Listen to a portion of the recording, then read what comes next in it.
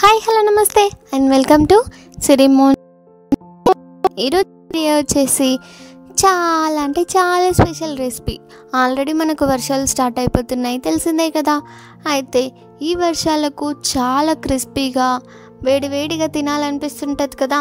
అలా అయితే ఇన్స్టెంట్గా చాలా ఈజీగా చేసేసుకోవచ్చు ఈ కరమప్పలు. చేసేద్దాం. చేసే ముందు please do like, share and subscribe to my channel Sirimouni kitchen vlogs. ఇది ఆల్రెడీ చాలా మందికి తెలిసినవే.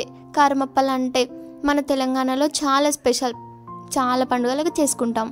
సో దాన్నే ఈజీ మెథడ్లో చూపిస్తాను.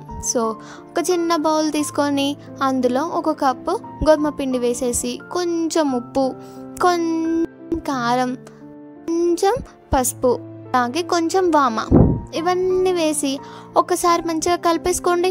కలిపేసుకున్నాక 1 టేబుల్ స్పూన్ ఆయిల్ వేయండి. వేసాక మొత్తం పిండి అంతా కలిసేటట్టు మంచిగా కలుపుకోండి. చూసారా, ఇలా ముద్ద కడితే అలా ఉండాలి. అలా పర్ఫెక్ట్గా ఉంటుంది. ఇలా మంచిగా తడుపుకున్నాక కొన్ని వాటర్ వేసుకుంటూ మంచిగా పిండి మన చపాతీకి ఎలా తడుపుకుంటామో అలా తడుపుకోవాలి. చూసారా, నేను వీడియోలో చూపిస్తున్నాను కదా. ఇలా తడుపుకొని క్యాప్ పెట్టి కాసేపు అలా వదిలేసాక ఇలా మంచిగా అవుతుంది. మంచిగా ఉంది కదా. ఇప్పుడు దాన్నే మనకి ఎంతెంత సైజు కావాలో అంతంత సైజు బన్నీ బౌల్స్ లెక్క అంటే ముద్దలు లెక్క చేసి పక్కన ఉంచుకోవాలి. ఇప్పుడు ఒక ముద్ద తీసుకొని పొడి పిండి చల్లుకొని మనం చపాతీకి ఎలా చేసుకుంటామో రౌండ్గా అలా ఎంత పల్చగా కావాలనుకుంటే అంత పల్చగా, మరీ ఎక్కువ పల్చగా తాల్చుకోకండి. కాస్త మందంగా ఉండేటట్టే చూసుకొని మంచిగా తాల్చుకొని దానిపైన కొంచెం పొడిపిండి, కొంచెం కారం చల్లి మంచిగా ఇలా నేను వీడియోలో చూపిస్తున్న విధంగా ఎంత సన్నగా వీలైతే అంత సన్నగా రోల్ చేసేసేయండి. చేసాక లాస్ట్ కొన ఉంటుంది కదా, దానికి కొన్ని వాటర్ అలా తడిపి మళ్ళీ రోల్ చేయండి.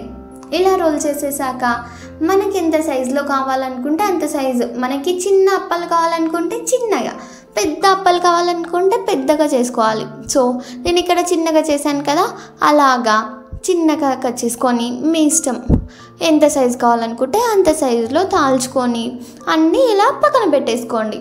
చూసారా, ఇలా మంచిగా తాల్చుకొని పక్కన పెట్టుకున్నాక ఇప్పుడు స్టవ్ పైన కడాయి పెట్టి అందులో డీప్ ఫ్రైకి సరిపడంత ఆయిల్ వేసేయండి.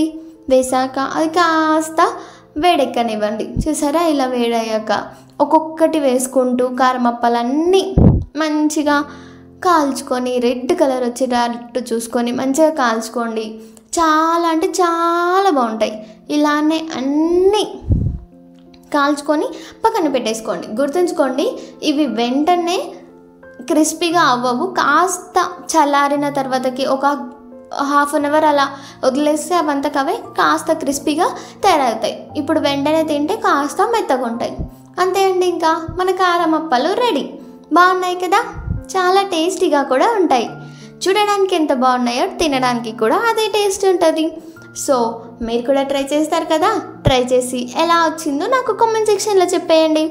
అలాగే ఇప్పుడు ఒక ప్లేట్లోకి సర్వ్ చేసుకున్నాక కాస్త కారం స్ప్రింకిల్ చేసుకొని తినేయండి. చాలా అంటే చాలా టేస్టీగా ఉంటుంది.